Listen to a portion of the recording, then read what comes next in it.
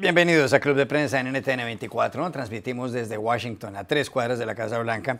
Y no olviden ustedes que al final de este programa lo pueden ver completo o pueden ver a partes en nuestra página de Facebook, por nuestra cuenta de Twitter. Y el audio, el podcast está en SoundCloud. Y les doy la bienvenida a los invitados a Club de Prensa. En primer lugar está con nosotros el investigador costarricense del Cato Institute, un centro de pensamiento muy conocido aquí en la capital de Estados Unidos, Juan Carlos Hidalgo. Bienvenido como siempre. Buenos días. Pepe López Zamorano, corresponsal jefe de la Agencia Mexicana de Noticias Notimex, bienvenido también. Gracias. Hoy tenemos dos invitados porque hay tremenda nevada, ¿no? Sí. Esta mañana justamente Julio Moreno, uno de nuestros expertos de las cámaras, bajó cuando estábamos llegando aquí al estudio, pero están cerradas muchos colegios. No sé si el gobierno federal también está cerrado. Sí, también está cerrado. O sea, el señor Donald Trump no está trabajando hoy, ¿no? Esperaríamos que no. No puede ser. Pero hoy Mike Pence iba a dar un discurso importante, el vicepresidente, en la OEA, donde supuestamente iba a delinear la política de la administración Trump hacia América Latina, y eso también se canceló. Caramba, pues va a nevar hasta las 9 o 10 de la noche. Sí, hay una alerta de tormenta del servicio meteorológico. Todas las escuelas, de hecho, del área metropolitana están paralizadas. Mi hijo no fue a la escuela. Realmente no siento que se justifique, pero Washington está acostumbrado a exagerar este tipo de cosas. Sí, porque en Boston, por ejemplo, una nevada es muchísimo mayor y la gente va a trabajar, sin embargo, o en Chicago, en ciudades así, aquí en Washington con una pulgada, claro que nos habían anunciado 8 pulgadas de nieve, 8 pulgadas, sí, es decir, casi 20 casi centímetros 20. Y no es tanto. Pero nunca se completan se materializan esos pronósticos. Siempre dicen 8 pulgadas y al final termina siendo menos de 1. Si en Canadá se detuviera el gobierno federal en las escuelas por ese tipo de nevada, no habría vida política, económica y social en Canadá, definitivamente. No, pues claro que no. Bueno, primer asunto, hay un escándalo monumental con lo que ha pasado con la compañía Cambridge Analytica, porque esta firma, fundada por Robert Mercer, un multimillonario estadounidense, y cuyo principal directivo fue Steve Bannon, que posteriormente fue el estratega político en la Casa Blanca de Donald Trump hasta mediados del año pasado, logró conseguir la manera de extraer de Facebook los datos personales de muchas personas. Al final se ha sabido que son 50 millones y al parecer estos datos fueron a parar a la campaña de Donald Trump, que según dicen algunos se sospecha que de esa manera, entre otras, ganó las elecciones de noviembre de 2016 aquí en Estados Unidos, derrotando a Hillary Clinton. Han pedido que se pronuncie Mark Zuckerberg, el fundador de Facebook, y no lo ha hecho. Han pedido que la presidenta de la compañía, Sheryl Sandberg, se pronuncie también y no lo ha hecho. Y ahora no solamente en la Unión Europea, incluso el Parlamento inglés está citando al señor Zuckerberg, porque evidentemente es una violación del derecho a la intimidad de millones y millones de personas en Facebook. Y han pedido también aquí en Estados Unidos, no solamente que comparezcan, sino que las autoridades federales, o sea, el gobierno central estadounidense, ha abierto una investigación. Esto es una cosa seria, no solo porque puede haber cambiado el resultado electoral en una democracia como la de Estados Unidos, sino porque, repito, viola la intimidad de las personas. ¿Llegarán esas investigaciones hasta el fondo o esto se va a quedar ahí en una discusión que nadie sabe a dónde va a parar? Sí, esto tiene muchas aristas y tiene que ver con el modelo de negocios de Facebook y otras redes sociales como esta empresa. El otro día leí una cita que es muy apropiada. Dice, cuando usted no paga por un servicio, usted no es el cliente, usted es el producto. Y en este caso, la gente que usa Facebook lo utiliza, es un servicio gratuito, uno no tiene que pagar por tener una cuenta, y uno, por supuesto, que brinda información y lo hace de manera voluntaria. Uno decide qué tanto pone uno en Facebook. Ahora, por supuesto que hay gente que pone las fotos hasta la primera comunión, ¿verdad? Sí. Se va. Y otra gente que se limita simplemente a poner datos muy básicos. Pero claramente es una información muy valiosa y es donde saca Facebook para hacer un gran negocio. Aquí lo que hay de fondo es la violación contractual que ocurrió en el momento cuando uno firma con Facebook, o sea, uno abre una cuenta. Facebook se compromete a no compartir esta información con terceros. Y al parecer eso no fue lo que ocurrió aquí. En este caso, un profesor de la Universidad de Cambridge ideó un cuestionario que la gente voluntariamente tenía que tomar. Sí. Y a la hora de hacer este cuestionario, fue que entonces se obtuvo los datos de las personas que participaron en este cuestionario, pero no solo las personas que participaron en este cuestionario, sino también los contactos de estas personas. Y ahí sí se violó entonces la intimidad de millones de personas, que luego esta información fue a Cambridge Analytica. La pregunta entonces es ¿qué tanto estaba al tanto Facebook de esto? Al parecer sí, Facebook sí se enteró y trató de minimizar en su momento, de tratar de controlar esta fuga de información. Y, por supuesto, cuáles pueden ser las consecuencias penales o legales de esto. Yo creo que esto es algo que debería dilucidarse en las cortes.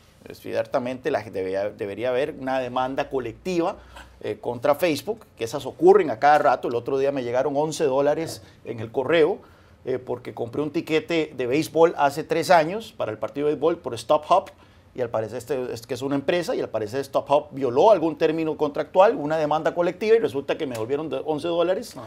Entonces, este tipo de cosas ocurren a cada rato. Entonces, yo estoy a favor de que eso se dirima en las cortes mediante una demanda colectiva. Aquí lo que me preocupa es que los políticos obviamente le llevan ganas a Facebook. Facebook se ha convertido en una empresa poderosísima y efectivamente está toda la discusión de qué tanto impacto tuvo en esta campaña política y qué tanto impacto puede tener en futuras campañas políticas. En Costa Rica estamos en este momento en una segunda ronda y Facebook se ha vuelto insoportable por la cantidad de material que maneja relacionado con elecciones. Entonces se ha vuelto el vehículo número 1 de expresión, de libertad de expresión en una democracia. Así que claramente los políticos le llevan ganas a Facebook. Hay discusión sobre regular a Facebook de alguna manera.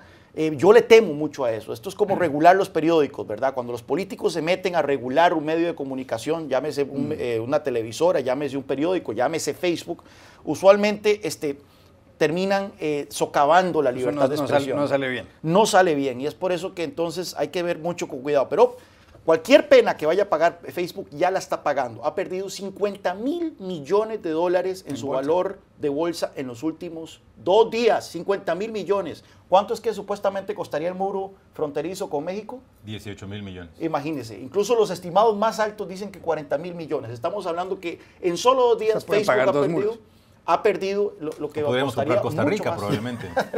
Nos saldría bueno, más de hecho yo creo que el PIB de Costa Rica es más o menos anda menos que 50.000 millones al año. A propósito, ¿cuándo es la segunda vuelta electoral en Costa Rica? 1 de abril, el domingo.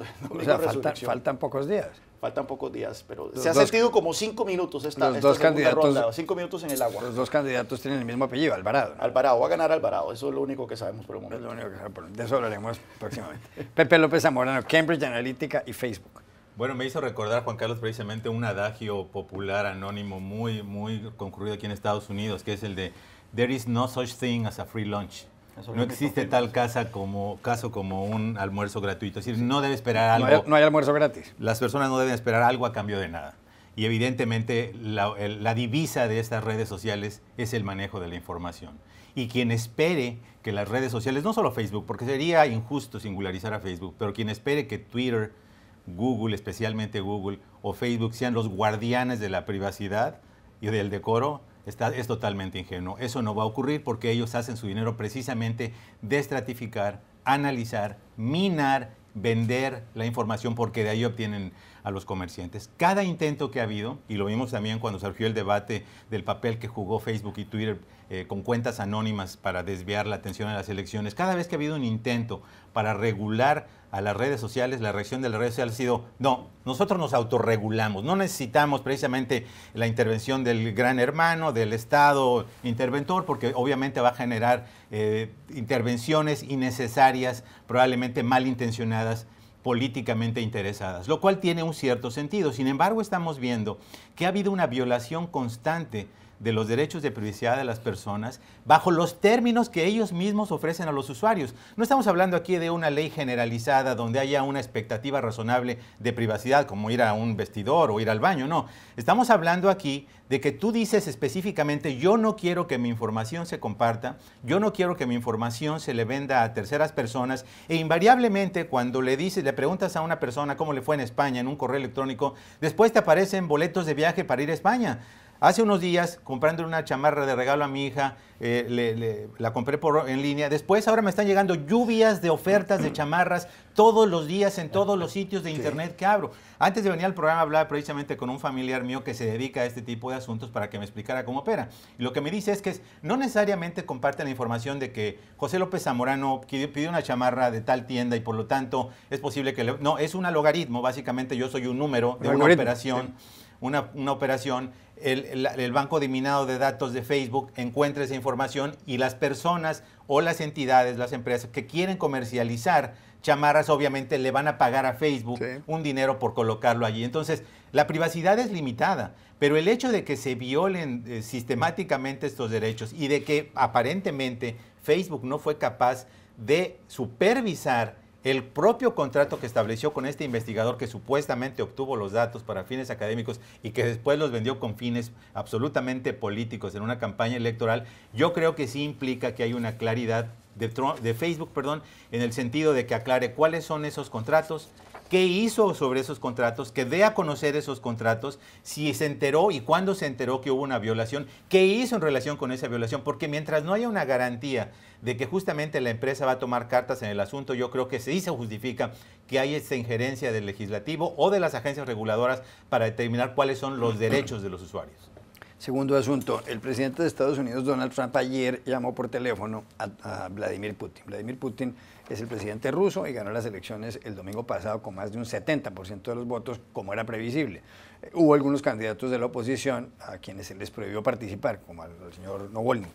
Bueno, en todo caso, le habían dicho al señor Donald Trump, al presidente de Estados Unidos, sus asesores de seguridad nacional, primero le habían sugerido que no llamara a Vladimir Putin a felicitarlo, porque muchos líderes occidentales no han hecho eso, dado lo turbio que ha sido el proceso electoral ruso. Y en segundo lugar, le pusieron una hoja enfrente, incluso en mayúsculas, le escribieron, ya que iba a hacer la llamada, no felicitar al señor Putin. Le escribieron do not congratulate, o sea, no lo felicite, en mayúsculas.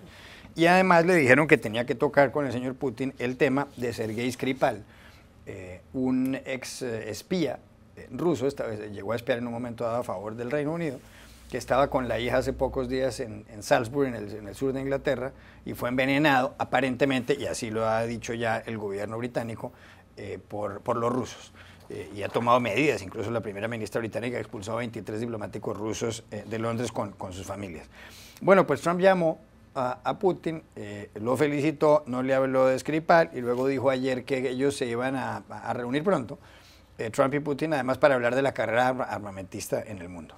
Ayer John McCain, ex candidato presidencial estadounidense, senador republicano por Arizona, dijo lo siguiente: un presidente de Estados Unidos no encabeza al mundo libre felicitando dictadores con elecciones amañadas. El presidente Trump además ha insultado a aquellas personas a las que se les negó el derecho a voto y a participar en los comicios en Rusia. ¿Tiene razón aquí John McCain o está siendo muy purista? No, tiene toda la razón, pero esto ya es parte de un patrón.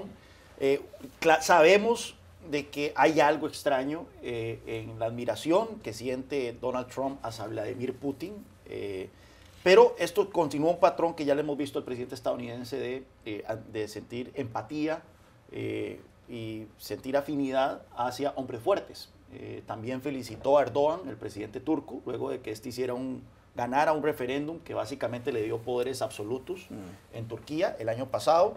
Recientemente, apenas estos días, también tuvo palabras favorables a Xi Jinping por haber eliminado los límites a los periodos presidenciales. Entonces, eso es algo que calza dentro de este patrón. Aquí lo interesante, ya se ha hablado mucho sobre esta extraña afinidad que siente el presidente hacia Rusia. Vemos que tiene una actitud hostil hacia casi que el resto de todos los países. Casi nunca critica a Putin públicamente. ¿No? Critica a China, critica a Japón, critica a Alemania, a los demócratas, critica a México, critica a la señora Angela Merkel, que es la jefa del gobierno. A todos los países menos a Rusia. Cuando Rusia, si hay un país en este mundo que tiene una actitud agresiva y beligerante hacia Estados Unidos, se trata de Rusia. Pero con Rusia no tiene este tipo de palabras. Vemos que el presidente salta a tuitear sobre atentados terroristas en Londres que involucran a musulmanes, pero cuando se trata de Rusia envenenando, usando un agente nervioso, pues una arma química por primera vez desde la Segunda Guerra Mundial en territorio de un aliado estadounidense como es el Reino Unido, no dice absolutamente nada. Entonces, hay algo extraño al respecto, pero aquí lo interesante también es la dicotomía que hay entre la actitud del presidente como individuo y la de su administración, porque ciertamente su administración ha sido bastante duro en algunos aspectos en la relación con Rusia. Por ejemplo, incluso, el ejemplo más claro es el revertir la política de no armar al gobierno ucraniano en su lucha contra los separatistas prorrusos en el este de Ucrania. Una política que la administración Obama no quiso adoptar, pero que esta administración Trump revirtió. Se han acelerado la puesta de sanciones sobre individuos y empresas rusas. La retórica, por ejemplo, de la embajadora de Estados Unidos en las Naciones Unidas es bastante hostil hacia Rusia. Así que es interesante cómo esto le da cierta protección al presidente, porque cada vez que se discute esto en programas de opinión, la gente que viene a defender a la administración Trump señala estas políticas. Bueno, la administración ha hecho esto, la administración ha hecho lo otro, no sé por qué se especula tanto si al final de cuentas ha sido una administración que se le ha enfrentado a Rusia. Pero bueno, entonces aquí la discusión es qué tanto las acciones personales del presidente constituyen política exterior. Y en este caso, ciertamente, está esa discusión de que el presidente de Estados Unidos llame a felicitar a Vladimir Putin después de una elección tan anómala, constituye un acto de política exterior y por lo tanto es un tema que es válido discutirlo. Pepe.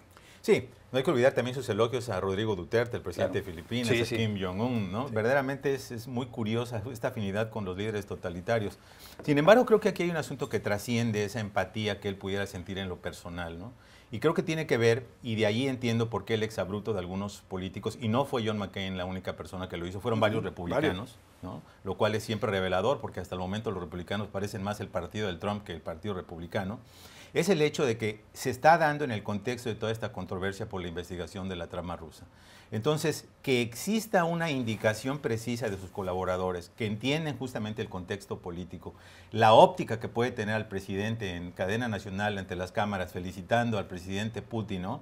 En términos de momentos después de que se dieron estas revelaciones y confirmaciones del Comité de Inteligencia del Senado de que Rusia intervino en las elecciones de 21 estados, que logró hackear un estado del país, que tuvo la intencionalidad y las acciones concretas para desestabilizar el sistema político mexicano, que el presidente salga en ese mismo momento, en esa circunstancia, a elogiar a Putin, yo creo que dice mucho, ¿no? Me parece también muy importante el hecho de que cuando estas cosas surgen, nos damos cuenta el nivel de deterioro interno que hay en la Casa Blanca, ¿no? Hubo una filtración precisamente al Washington Post sobre la revelación de que se le dio esta nota y después hubo otra revelación diciendo que John Kelly estaba muy molesto por la revelación previa. Es decir, hay una coladera de información que te habla, me parece, de un nivel de desmoralización interna muy grande dentro de la administración Trump que está generada por esta misma política de caos. Entonces, cuando tienes un presidente que no puedes controlar, y no es el único presidente que no puedes controlar, nosotros ya tuvimos en México a Vicente Fox en alguna época, ¿no? Donde se decía una cosa y salía su portavoz a decir, bueno, el presidente quiso decir lo siguiente, ¿no? Cuando tienes un presidente que está fuera del control, pero que es el presidente de los Estados Unidos, que tiene las llaves de los botones nucleares, ¿no? Que tiende a simpatizar con los rivales geopolíticos de Estados Unidos, el momento que, como bien dice Juan Carlos, su administración está asumiendo una política, ¿no?, clara de singularización por las acciones hostiles que ha tomado, me parece un tema muy preocupante. Sí, ahí el tema de la filtración también es muy importante. O sea, eso denota de que dentro de la Casa Blanca, ya no estamos hablando de las agencias de espionaje, las agencias de inteligencia, dentro de la Casa Blanca, sus más cercanos allegados no confían en este presidente. Pepe, hay otro asunto que tiene que ver con el presidente de Estados Unidos, Donald Trump, y se relaciona ahora con una exmodelo de Playboy. Hace algunas semanas ya, y esto es un tema un poco más viejo incluso, se pronunció, se supo todo el escándalo con respecto a Stephanie Clifford, una actriz porno, aquí le repito, actriz porno, mejor conocida en ese mundo de los videos porno como Stormy Daniels.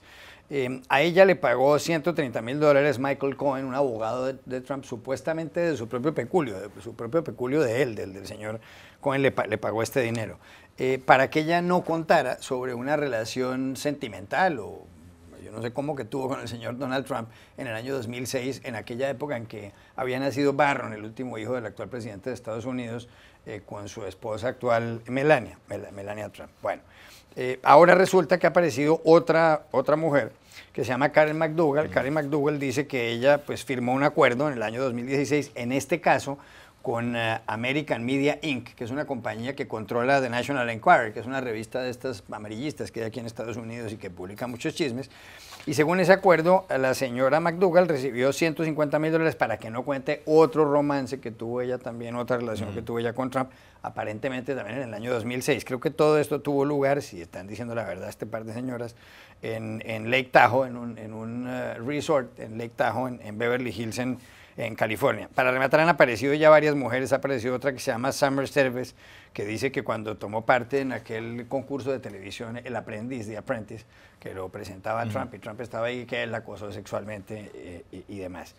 Uno se pregunta, ¿será verdad todo esto por un lado? Y por otro lado, ¿no será que la complicación es que si se llega a demostrar que los que pagaron estos dineros con estas mujeres, Michael Cohen o el señor de la compañía de National Enquirer, lo hicieron como aportes a la campaña, ahí habría una violación de la ley? Por desgracia olvidé mi hoja de datos, mi de cálculo. Ya tengo una hoja para ir llevando las cuentas de los escándalos porque se me están perdiendo aquí, sí. Son varios, ¿no? Mira, fíjate que de todas las demandas, ¿no? Y hemos hablado ya de varias en los programas, la que se me hace más relevante es la decisión de la jueza en el caso de Summer Service. Porque esta mujer, como sabemos, denunció hostigamiento, en este caso no en relación sexual, sino que fue hostigada, intimidada, etcétera, a lo mejor por un intento de avance sexual. No sabemos exactamente los detalles del caso, pero lo que dice la jueza del caso es muy importante porque establece que, citando el caso de Paula Jones, la mujer que también acusó a Bill Clinton de tener una relación extramarital, dice que para efectos de la ley, un presidente no es inmune, un presidente no tiene un blindaje legal o judicial especial. Cuando tiene actos privados, el presidente tiene que someterse a todos los actos, a todas las acciones de la ley.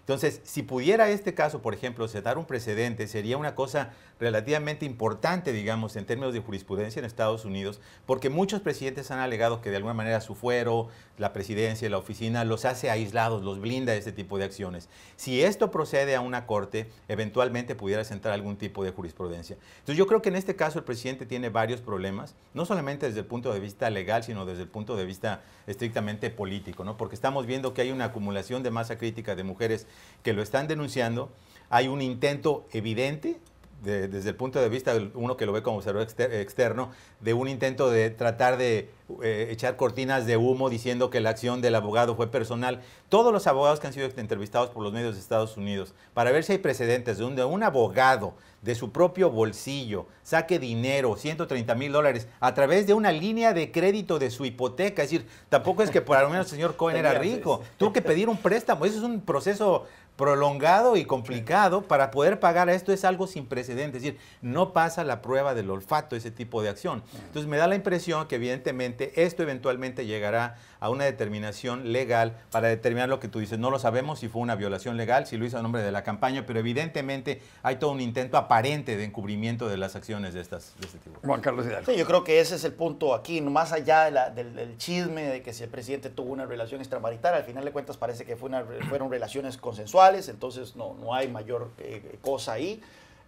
Aparte de los problemas personales que esto le crea al señor Trump en su casa, ¿verdad? Con la primera dama. Pero efectivamente, si a estas señoras se les pagó para que se callaran a la luz de la campaña, porque estos pagos ocurrieron en el 2016, para que no hablaran contra el entonces candidato Trump, eso, en teoría, entonces sí debería calificar como contribuciones de campaña que no fueron debidamente reportadas. Y ahí entonces empiezan los problemas, los serios problemas legales, porque hemos visto aquí en Estados Unidos cómo este tipo de situaciones se castigan de una manera muy fuerte. Y se me viene a la mente el infame caso del senador John Edwards, que utilizó fondos de campaña para tener a una mujer que era su querida, para mantenerla, que había tenido un hijo con ella, para mantenerla y que no hablara, ¿verdad?, a los medios de comunicación. Y esto le costó al señor Edwards no solo su carrera política, sino también pues, serios problemas legales.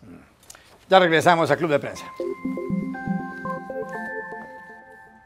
Volvemos a Club de Prensa en NTN 24 desde Washington. Hablábamos en esta pausa comercial, sobre los nacionalismos, sobre esa idea yo diría que la mayor parte de los seres humanos, de sentirse tan patriotas, de sentirse tan, o sea, los que son mexicanos hacen todo por México, y los que son estadounidenses lo mismo, y los colombianos tienen que ponerse la camiseta de la Selección Colombia, el sombrero volteado de los vallenatos y demás. Y yo decía que a mí realmente esa actitud en todos los países no me llama mucho la atención. Cuando la gente es demasiado nacionalista, incluso en Europa ha habido guerras por eso. En América Latina no, pero en Europa sí ha habido guerras por eso. El doctor Samuel Johnson, el gran intelectual del siglo XVIII inglés, decía que el nacionalismo es el último refugio de los canallas. Y alguna otra frase que cita Fernando Savater, el filósofo español, dice que todos los imbéciles han nacido en algún lugar.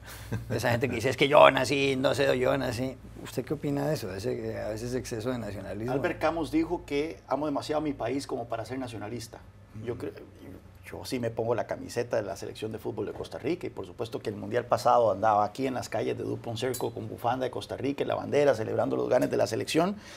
Pero ya traducir eso a política, traducir el nacionalismo en política exterior o política comercial, ahí sí lo siento muy peligroso. Eso da paso efectivamente para guerras, da paso para proteccionismos, da paso para políticas empobrecedoras. Mejor yo creo que es limitar el nacionalismo a un estadio de fútbol y nada más. A los partidos de fútbol. Claro. Bueno, porque el presidente Trump es nacionalista, vamos a hacer a Estados Unidos nuevamente primero. Estos aranceles son producto precisamente del nacionalismo económico, que es muy peligroso y que puede dar paso a mayores peligros. Otro francés, Frédéric Bastiat, un intelectual del siglo XIX, decía que cuando los bienes no cruzan las fronteras, los ejércitos lo harán, dando a entender que el libre comercio, la apertura comercial previene guerras.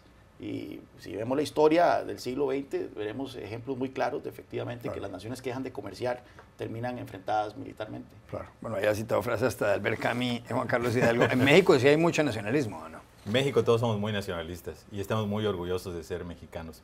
Lo que a mí se me hace muy interesante, porque los tres somos de alguna manera expatriados, es cómo evoluciona el nacionalismo que traes cuando llegas a Estados Unidos 5, 10, 15 años después. Y te puedo decir que en mi caso, por ejemplo, yo me siento más nacionalista que nunca, porque al mismo tiempo valoras las cosas positivas de tu país, como tomas mucha distancia crítica de las cosas que no son tan buenas en tu país, ¿no? Entonces yo creo que pierdes de alguna manera algo cuando sales de Estados Unidos, ese contacto directo que tienes con tus raíces, con tus costumbres, aunque ellas viajan en gran parte contigo, son parte de tu equipaje del que nunca jamás te vas a poder desprender, pero al mismo tiempo, cuando regresas a tu país, en mi caso temporalmente, lo ves desde una posición muy crítica. Entonces, creo que te permite tener una óptica muy especial de aquellas cosas de tu país que valen mucho la pena. Yo adoro a mi gente, es decir, la hospitalidad de los mexicanos, ¿no? El carácter mexicano me encanta mucho, pero al mismo tiempo ves cosas que todavía subsisten en tu país, ¿no? Claro. Como la desigualdad, como el tratamiento a los indígenas. Pero el nacionalismo mexicano no es en parte producto del hecho de ser vecino de un país como Estados Unidos, que además ha invadido a México, ha habido guerras y demás, ¿no es en gran parte de eso también? Yo creo que eso profundizó el nacionalismo mexicano. México, te decía en un programa, es probablemente el único país del mundo que tiene el Museo Nacional de las Intervenciones, ¿no? Entonces, cuando vives junto al oso, ¿no? Junto al oso de la película, ¿no? Que está acostumbrado a pisotear y no darse cuenta de quién pisotea, cuando no tiene amigos, tiene intereses, ¿no? Cuando tiene esta noción del destino manifiesto, evidentemente ha acendrado las corrientes nacionalistas de México, pero México no solamente ha sido objeto de intervenciones de Estados Unidos, fue, y probablemente eso marca más el nacionalismo mexicano, objeto de una intervención de Francia, que fue lo que crea el concepto del 5 de mayo, la lucha contra el enemigo externo, que ha generado pues muchas corrientes nacionalistas de México y que se preservan hasta nuestros días en las plataformas políticas de muchos partidos. A propósito de México, hay elecciones el 1 de julio, el próximo presidente se posesiona el 1 de diciembre y en las encuestas está de primero con más de un 30%, en casi todas ellas, Andrés Manuel López Obrador, que ha sido candidato en 2 ocasiones, derrotado, y que ha sido alcalde de la capital mexicana.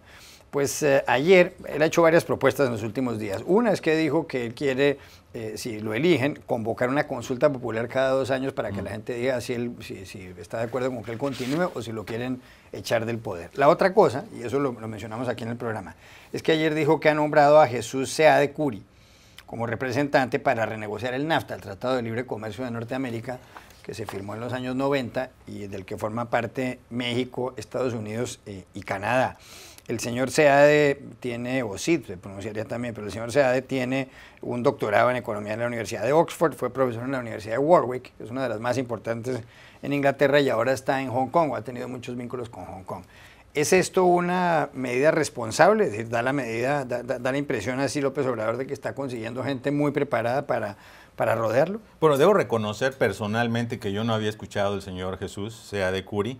Ahora que sale la noticia y uno ve sus credenciales académicas, evidentemente son impecables, ¿no? En México, y digo en México porque no me atribuiría un análisis del señor Curi y su trayectoria, se interpreta justamente que probablemente hay un cambio de paradigma que quiere marcar López Obrador en el sentido de los egresados del ITAM, nuestras corrientes de más aperturistas, con una persona que viene del Colegio de México, lo cual no necesariamente estoy tan seguro porque él fue de las personas, por ejemplo, que estuvo a cargo de las negociaciones para la apertura al GATT, ¿no? Que fue lo que marcó, en mi opinión, el parteaguas de la apertura de México al mundo. Hablábamos del nacionalismo. Hasta entonces México manejaba una política económica que era de sustitución de importaciones, de apuntalar el mercado interno. Era proteccionista. Política industrial, ¿no? Proteger a tus industrias locales, darle subsidios, etcétera.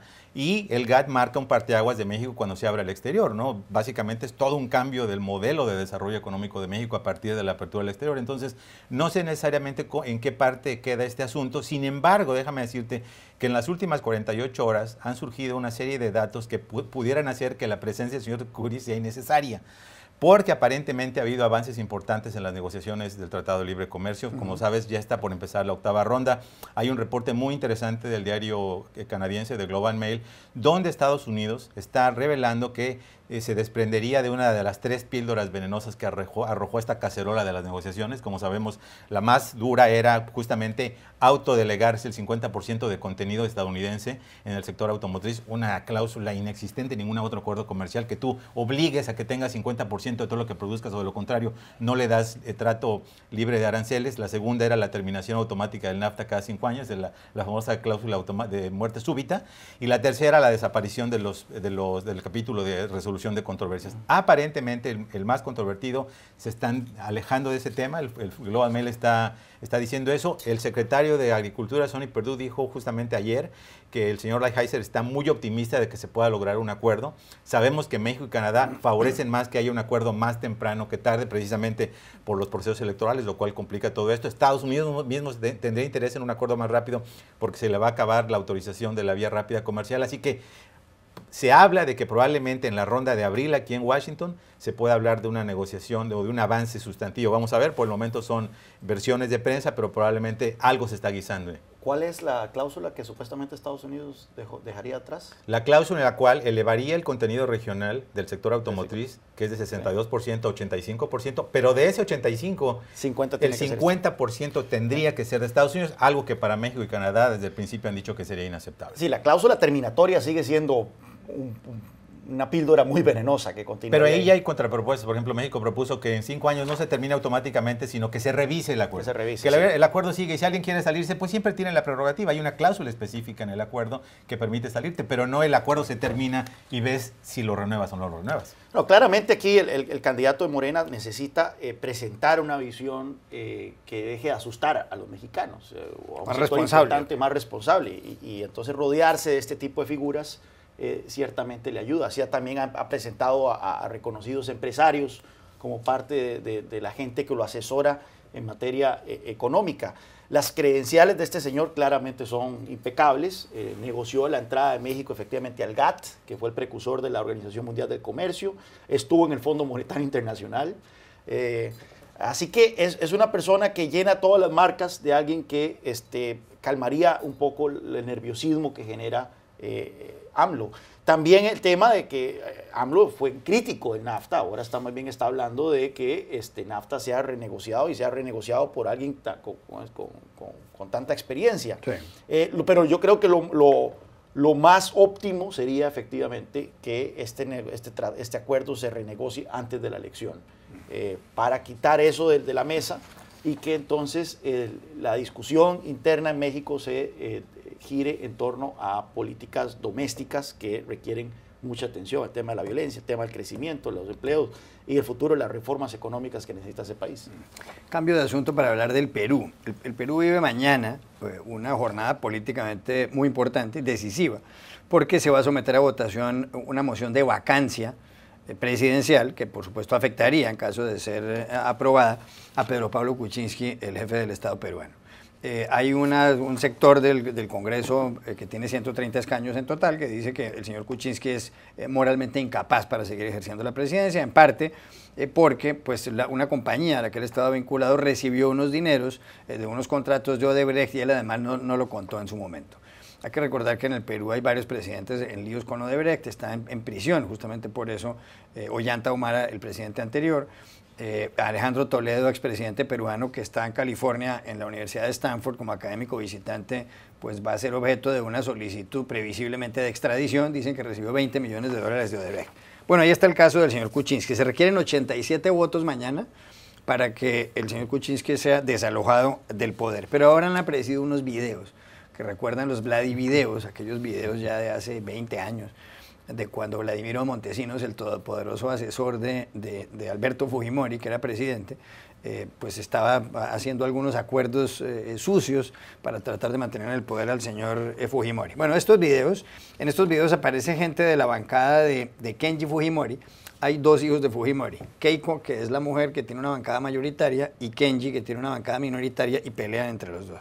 Entonces, ¿qué ocurre? Los de Keiko Fujimori hablan con algunos congresistas y les dicen que posiblemente el gobierno les podrían ayudar, que les podrían ayudar con unas partidas para las regiones de donde son ellos, a cambio de que no asistan a la sesión de mañana. Los de Kenji fueron. Exactamente, sí, los de Kenji. A cambio de que ellos no asistan a la sesión de mañana. Hay quienes dicen que esto puede ser el final de la presidencia de Kuczynski, este asunto de la gente de la bancada de Kenji Fujimori con otros miembros del Congreso. ¿Cuál es su percepción de semejante problema? Bueno, es interesante aquí porque desde un inicio, Pedro Pablo Kuczynski dijo que él nunca había recibido dineros de Odebrecht, en ninguna capacidad. Luego se descubrió que sí había recibido dineros de Odebrecht. Ahora bien, lo que no se ha podido comprobar es de que hubiese un quid pro quo de estos dineros que él recibió a cambio de favores políticos. Él era dueño de una consultoría, era socio de una consultoría, y esa consultoría recibió dineros de Odebrecht mientras era administrada o manejada por alguien más. Entonces, técnicamente sí recibió plata de Odebrecht, pero él dice, yo nunca supe de quién estaba entrando platas, yo recibía los dineros y eso se manejó independiente.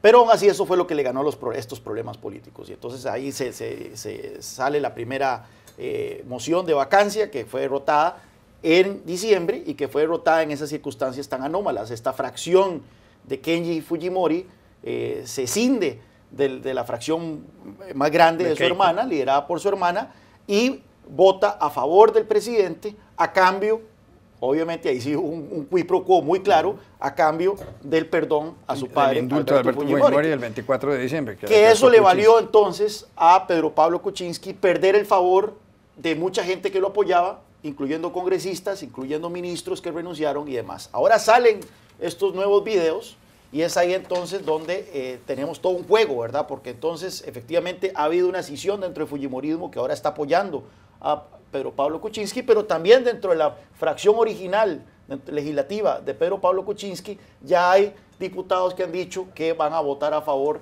de la moción de vacancia contra Pedro Pablo Kuczynski.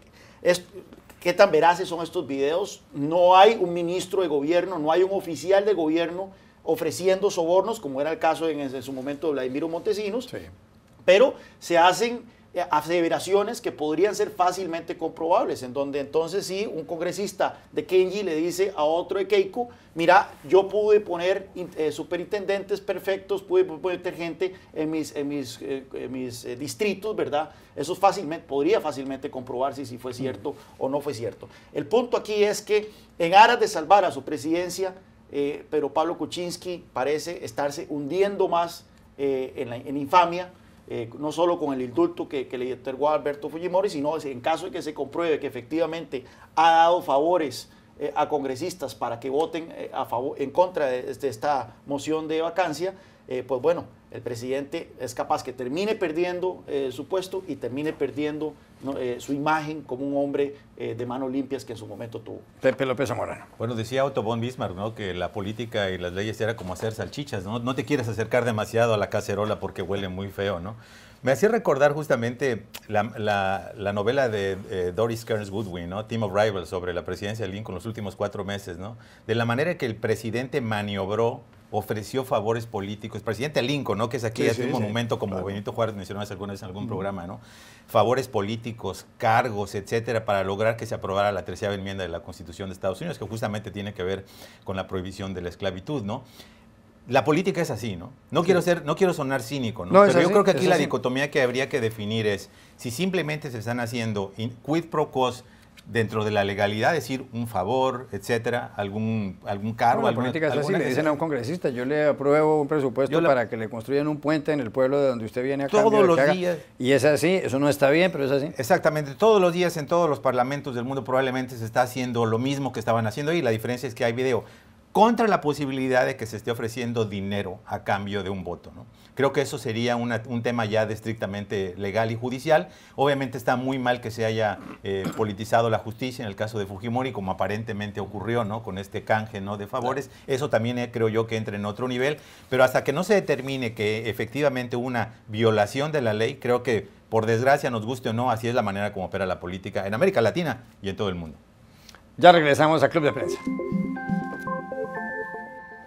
Volvemos a Club de Prensa en NTN 24. 2 minutos más de este segmento. Acaba de aparecer la encuesta que hace la firma Jan Haas en Colombia de cara a las elecciones presidenciales del 27 de mayo para un gran grupo de medios, donde están RCN Televisión, RCN Radio, que son empresas hermanas a la nuestra, y varios periódicos como La República, Vanguardia Liberal, el Colombiano de Medellín, el Universal de Cartagena y el País de Cali. Espero que no se me haya escapado ninguno. Y entonces, se les pregunta a los colombianos, si las elecciones a la presidencia fueran mañana y se presentaran los siguientes candidatos, ¿por cuál de ellos votaría? Primero, Iván Duque, 40%, es el candidato de la coalición de los expresidentes Álvaro Uribe y Andrés Pastrana.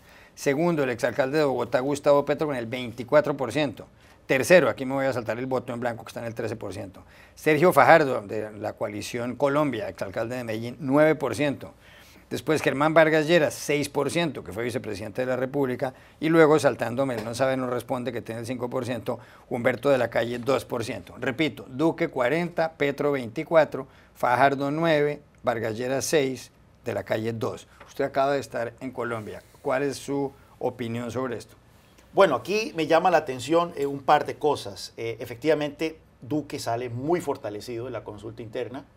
Vemos que se dispara en la intención de voto, y me llama la atención que en esa elección también legislativa los ojos estaban sobre cómo le iba a ir a Cambio Radical, la agrupación de Germán Vargas Lleras, que le fue bastante bien.